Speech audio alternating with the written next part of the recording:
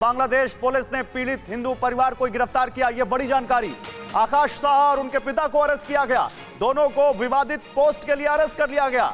शुक्रवार को ही कुछ उपद्रवियों ने घर पर हमला किया था, लेकिन पुलिस ने परिवार को कोई सुरक्षा नहीं दी। अगर आकाश शाह ने कुछ गलत किया है, अगर उसके पिता ने कुछ गलत किया है, तो बिल्कुल कार्रवाई होनी चाहिए। कोई उनके समर्थन में नहीं खड़ा है, लेकिन उनके ऊपर कार्रवाई कानून करेगा या आम लोग करेंगे? कानून कौन चलाता है वहां पर? लॉ एंड ऑर्डर किसके हाथ में, प्रशासन किसके हाथ में है? या कोई भी भीड़ जाएगी और किसी के घर में आग लगा देगी, कोई भी भीड़ जाएगी किसी के घर में लूटपाट करेगी, लोगों को उनके घरों से बाहर निकाल दिया जाएगा और उनके घरों में उत्पात मचाया जाएगा। सवाल यह है कि अल्पसंख्यकों को सुरक्षा देने में नाकाम क्यों है, चाहे वो बांग्लादेश जैसा देश हो या पाकिस्तान जैसा देश, और क्यों वहां पर लगातार खासकर हिंदुओं को निशाना बनाया जा रहा है? आइए हम आपको बांग्लादेश में हिंदुओं पर हो रहे अत्याचार की एक वानगी दिखाते हैं कुछ आंकड़ों के जरिए। इन आंकड़ों को देखेंगे तो आप समझेंगे कि किस तरह से वहां लगातार अत्याचार हो रहे हैं।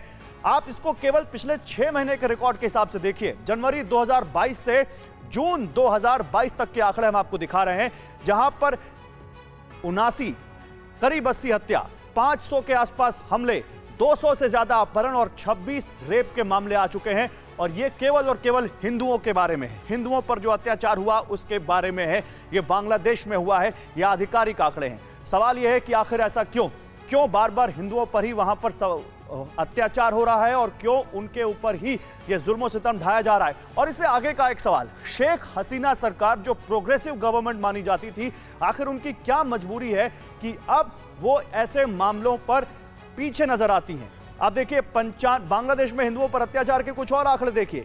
8,943 परिवारों को घर छोड़ने की धमकी दी गई है। 2100 से ज्यादा एकड़ जमीन पर कब्जा कर लिया गया।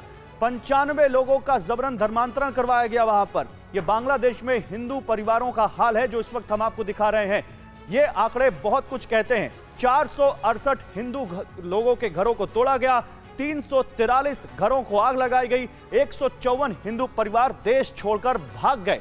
आंकड़े जनवरी 2022 से 30 जून 2022 तक के हैं और ये आंकड़े बहुत कुछ कहते हैं। संगीत रागी को लाते हैं अब डिबेट में। संगीत रागी, बताइए यहां पर हम क्यों ना माने कि ये वोट बैंक की पॉलिटिक्स है, जहां पर एक धर्म का बहुत ज्यादा वोट है और इसको देखते हुए अल्पसंख्यक समुदाय को सुरक्षा देने में सरकार फेल हो रही है इन देशों की। मुझे ऐसा नहीं लगता है कि ये सिर्फ वोट बैंक की बात है।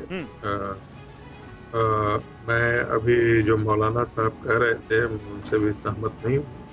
यह एक इस्लाम की एक व्याख्या है। जब हम ये कहते हैं कि इस्लाम की एक व्याख्या है, तो इस्लाम की कई व्याख्या है, जिसमें एक व्याख्या यह भी है कि वह दूसरे धर्मों के किसी भी संप्रदायों को, दूसरे धर्मों के साथ सहअस्तित्व का निर्वाह करता ही नहीं।